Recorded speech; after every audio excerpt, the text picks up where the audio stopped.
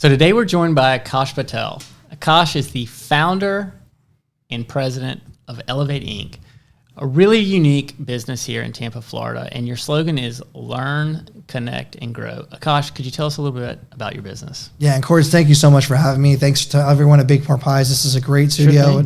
It's an honor to be on your show. Yeah, man. Happy to have you on here. So our promise, our guarantee for the people who watch this is that they're going to learn something today.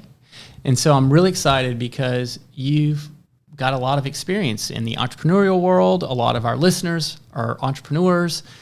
You've got some great advice. You were a 40 under 40 winner, 2008. You got it, yeah. From the Tampa Bay Business Journal, right? And so they've followed up with you, and you recently have an article in there. I think it came out last week. Yeah. And we're going to just start right off the bat with fulfilling our guarantee. You've got 5 lessons from what happened to you after and how you've grown after that award that you want to share with us. So let it rip. Yeah, well, first of all, for my business, just to give the background, I went to Florida State University, so go Noles for anyone watching out there. Sorry if you're not a Nole. And I wanted to be a journalist. That was my dream job. Okay. And I got to be an editorial assistant at the Tampa Bay Times for 3 years up in Tallahassee. Okay. And got to learn the journalism process. I got to have bylines at the age of 19. Wow. And it was back in the day when there wasn't social media as prevalent as it is today. It was competitive. I mean, it was back in like Superman being a journalist was. We had to hold recorders and press, remember the batteries? You take the batteries? Exactly. Yeah. Now we have cell phones. But, so... Cords, I tell people that story is because it's important to know where you come from, right? Sure. And so the journalism was my dream. I achieved it and realized that sometimes when you achieve your dream at an early age, you realize that there's more things that you want to do. And so when I was a journalist or when I was working for a journalism organization, a lot of public relations professionals approached me because they wanted to pitch their clients, and then naturally became friends with a lot of these PR folks. And so one of them had recruited me to come to Tampa to work at a PR firm in 2006 after graduation. And I came back to Tampa. So I grew up here and came back home and loved the experience of working at a big agency in a downtown building and the hustling and bustling of Tampa. But the issue for me as a young professional is it's very hard to find yourself in an office culture back when I just graduated and didn't know the industry very well. So my friends had been working at a hotel in Tampa, a lot of my friends and family, and they said, why don't you come on board and help us coach, teach the salespeople on how to network. And I said, sure, I'm happy to help. Right. And really, I mean, just for people watching this, like you're known as like a master networker in Tampa. I've been called that a couple of times, but yeah. Right. No, but and I got to, I'm out of college, first job, second job, now working at a hotel, and this hotel opens up in 2009. The Super Bowl's here, just like it's going to be here in February. Yep. And all these Steelers and Cardinals fans, because that's who played the last Super Bowl was in Tampa. And the hotel opens and all these fans show up and it was great. And then all the Super Bowl goes away and the fans go away and the hotel and tourism industry are hurting. So back to the original question you asked about what are the 5 lessons? One of them is if you don't ask, you don't get. And so I asked my family that I was working with, I said, I want to run the PR department at the property because we need to go network and think local. At the time, national hotels, travel hotels would call on corporations that were traveling extensively and businesses that need corporate rates. But when a pandemic or when a recession hits, the first thing you do is cut travel, right? Sure. So if you don't ask, you don't get. So I asked my supervisor, I said, I want to be the PR director. And they said, well, look, we don't have a lot of budget, but here's your runway. And so I asked people to have coffee often. And the reason I did that is, number one, we own a Starbucks, so it was easy to get good coffee. But number two, I always want to learn from others. And so I reached out, and I made a goal to reach out to 50 people a week. Yeah. 50 people a week just to see if they would have coffee. Now, everyone didn't respond, and everyone didn't say yes right away. But the point is some did, and the ones that did, I became friends with immediately.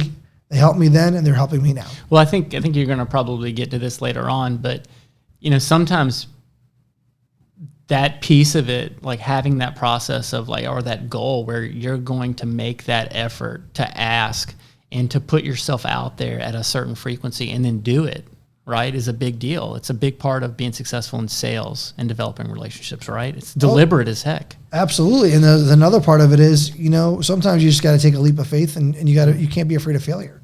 Right. So this went on at the hotel. We did very well. And then the hotel was the number 1 hotel in Tampa Bay area at one point. And then a friend of mine said, hey, you're doing such a good job. Why don't you start your own business? And I said, I haven't tried to own my own business. I never imagined, Cords, that I'd be an entrepreneur. But you got to take that leap of faith, and you can't be afraid of failure. So I wrote a business plan, Googled how to write a business plan, by the way. Yeah. And sent it to 15, 20 of my friends and said, what do you guys think? And they said, look, we like your idea. Yeah. You got to tweak it a little bit here. And that was it. And so at this point, this is before you started to Elevate. And at this point, you're known as a hotelier, an operator who's using and procuring this network and curating this network of people to drive business back to your hotel. Correct. Yeah.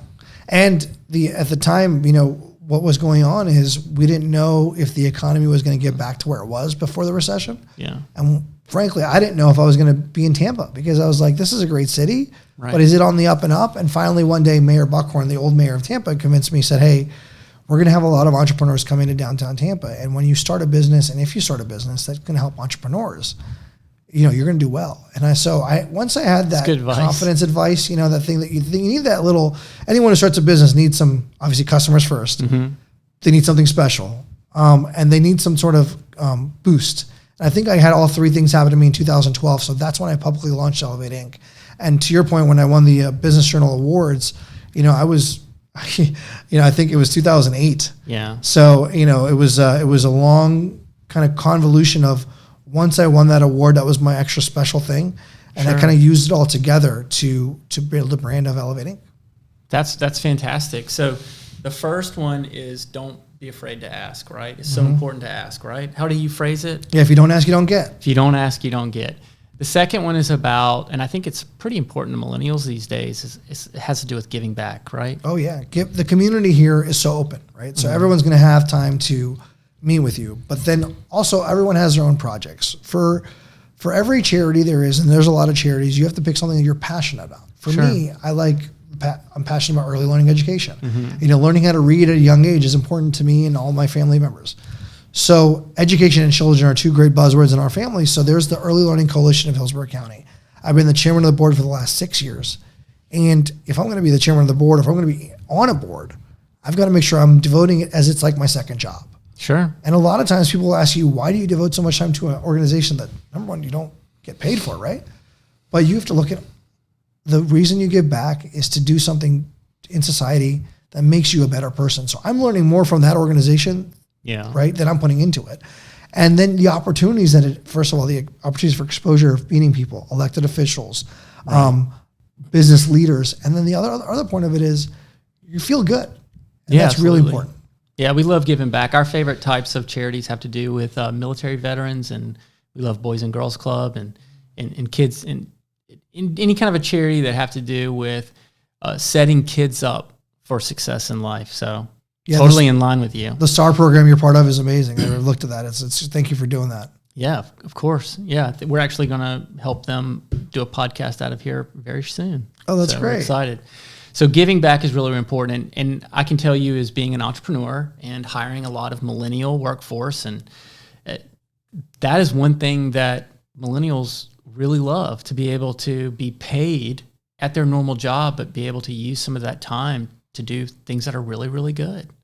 Right? Oh, yeah. If they consider it part of a paycheck. And I love doing it. I think it's fantastic. So I tell people, what are the people ask what are your perks? We're all, during COVID, as many everyone went remote. Right. We were already remote when they wanted to be. Because our opinion is, millennials, they work best in the environment that they create. Right. And so the strategy for us is, if we're going to be advising corporations on how to deal with the millennial workforce, we have to number one, hire millennials. We have to also, you have to experiment a little bit. You have to try things that will work and won't work. And this way you can give that advice to your customers. Yeah, that's really good. So you're out there meeting with people and you're learning the importance of things like follow-up and things like that. So what are those little things? I think this is your third point, right? Your third lesson. What are some tips you can give people on how to do a really great job of curating those relationships? And what are those little things you can do to make sure that those connections are valued? So the first thing is the follow-up is important. So our rule for every customer is follow up within 24 hours. People have short-term memory loss. So if you meet someone at an event, or if you have a phone call, a Zoom call with them, or a group of people, follow up the next day and say, hey, it's great speaking with you. Sure. Second thing is, and this is the thing that I think you and I agree on, people sometimes are busy. Lives get in their way, right? And they're not doing it on purpose, but they might ignore your email, right? Or they might ignore your phone call. But people have personal and professional things going on. Sure. So a month later, so 30 days from when you wanted to talk to them and they ignored you, I put out a note in my calendar and I write a subject and I put touching base. Dear Cords, hey, I know I saw you last week at Brave Bash, or last month at Brave Bash, and I know we tried to get together after Brave Bash, but can we try to get together in January? Because I know you're busy in December. Sure thing. And 50% of people ignored you because they were just too busy at the time, but they didn't ignore you because they didn't want to get together with you. Right. So they need that reminder. And so I think for us, one of the things I put in the op-ed that I wrote for the Tampa Bay Business Journal was it's the little things that make the big difference. So connect with people for no reason at all, with the expectation of you just want to say hello. So when COVID hit and everyone was using LinkedIn to job search and to find leads because they were finding pressure from their employers, I just reached out to 10 past clients and say, hey, listen, you were a client of me once before. I don't want your business now. I mean, I would love to, but that's not why I'm reaching out. Are you doing okay? Is your family doing okay? Financially, are you fine? And people appreciate that because what's going to happen? We're going to get through this. And when you get through this, they're going to remember, hey, Elevate and Aakash, they remembered us. We should reach out and get together with them. Well, I mean, I think what's really important is that it's great to do those follow-ups in a way that's very conscientious, right? Oh, yeah. If people can tell if you actually care, right? And so one of the things that I like to do is if I'm riding down the road or early in the morning or late at night, if I have an idea for one of our clients, I love giving them a call, seeing if they have 5 minutes just to say, hey man, I'm thinking about you. Like, what do you think about this? Or just make sure that they understand that, hey man, like we might not have a relationship right now, but I'm still thinking about you guys and want to make sure that you're doing well, right? And you know what? And what's the worst they can say? Yeah, I'm great. Thanks for asking. They're not going to say, why are you bothering me? They're going to be excited to hear from you. Right. And that's a good segue. What's the worst thing that can happen, right? Right. So what's a tip that you can give people, and I think this is your fourth item, about failure? Just realize that as long as you put yourself out there, you're going to at least have one or two things. They're going to say yes or no. But generally what people say is no, but we're glad you asked, right? So you can't be afraid of failure. I look at Steve Jobs. Everyone knows Steve Jobs, right? He got fired from the company he founded and then made another company better. And he did pretty well for himself, and we're still talking about him today. And he's left quite a legacy on this world. Absolutely. And I think about it, you can learn from failure. So I look at Leadership Tampa. It's an organization that's part of the Tampa Bay Chamber of Commerce. I was told when I moved here that, hey, that's the premier organization. And it is to some extent. So I applied at 23, was rejected. I applied at 25, was rejected.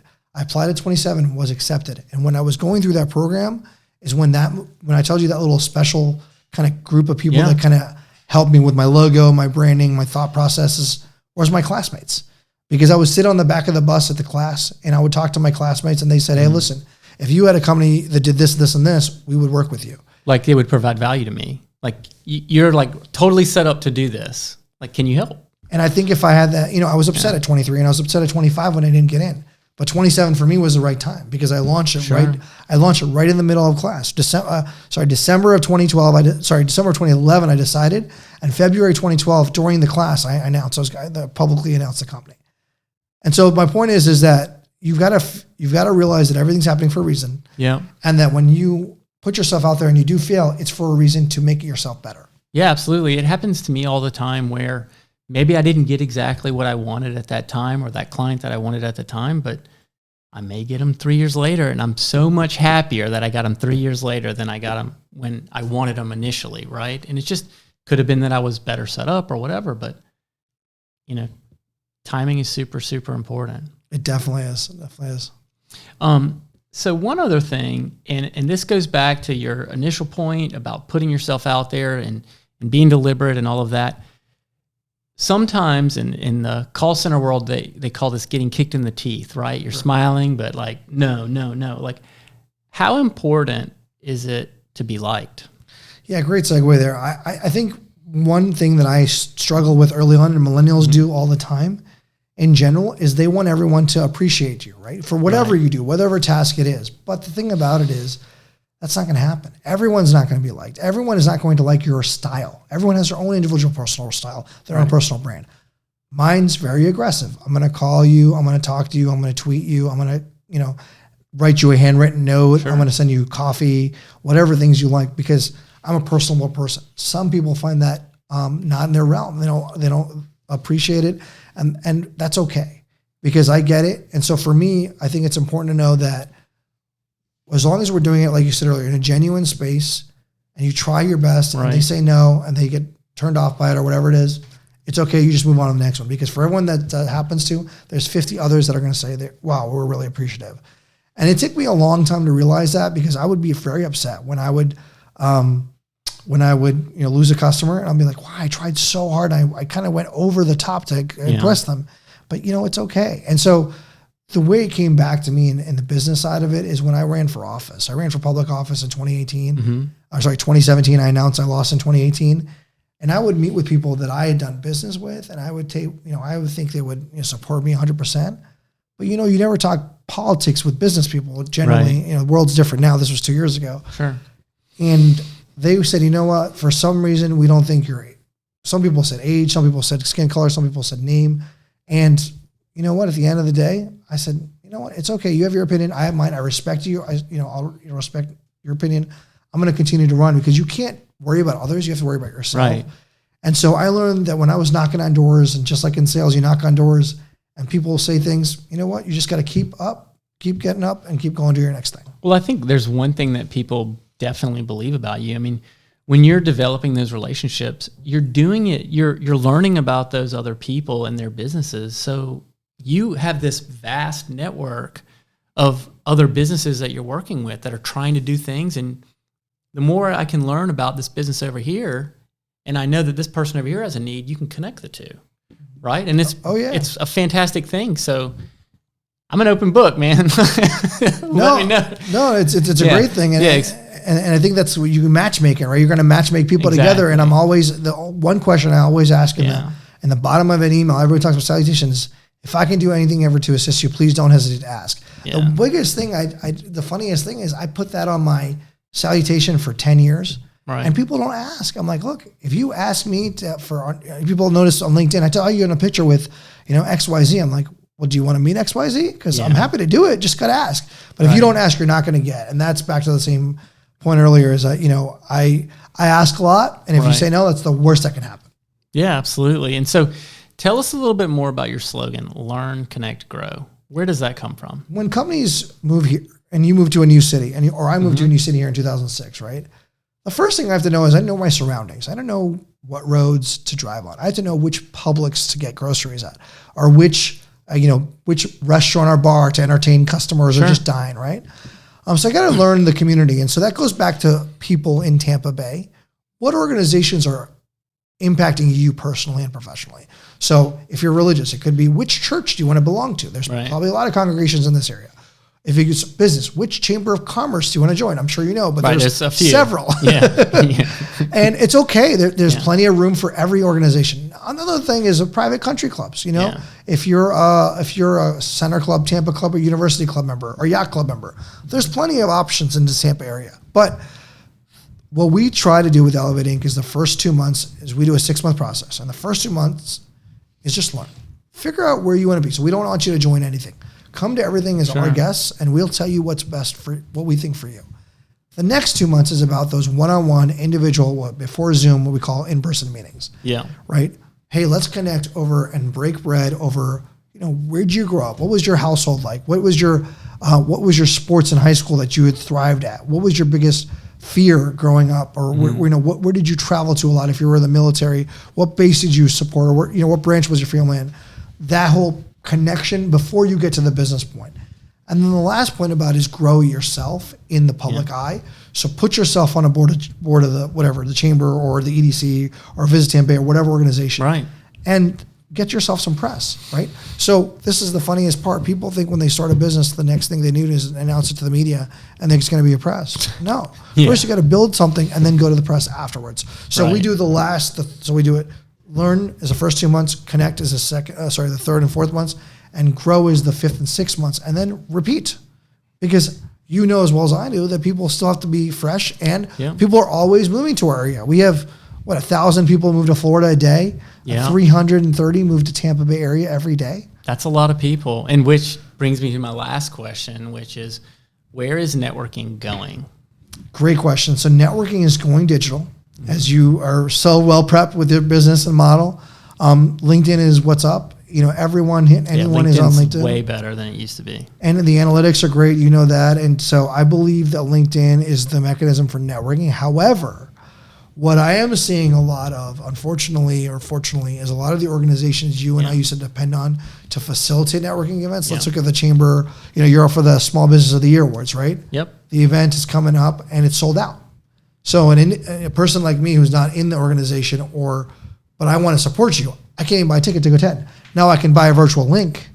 So the question becomes, at what point do you and I Cords say, okay, let's just open it up. Let's open an event to people who want to attend and just call them ourselves, rather than open up a link that sells out. Mm-hmm. So you still have to have capacity limits for CDC guidelines, but you just do invite onlys, right? Because you know that's the best way to do it, because you want certain people there, and you obviously. So my theory is where networking is going, and to answer your question, is you're going to see a lot of mom and pop last minute events. It's going to be a Tuesday and you're going to get a text saying, hey, the first 50 people to respond to this, we're going to have an event at Bake More Pies. Come by, we're going to have CDC guidelines, temperature checks, masks required.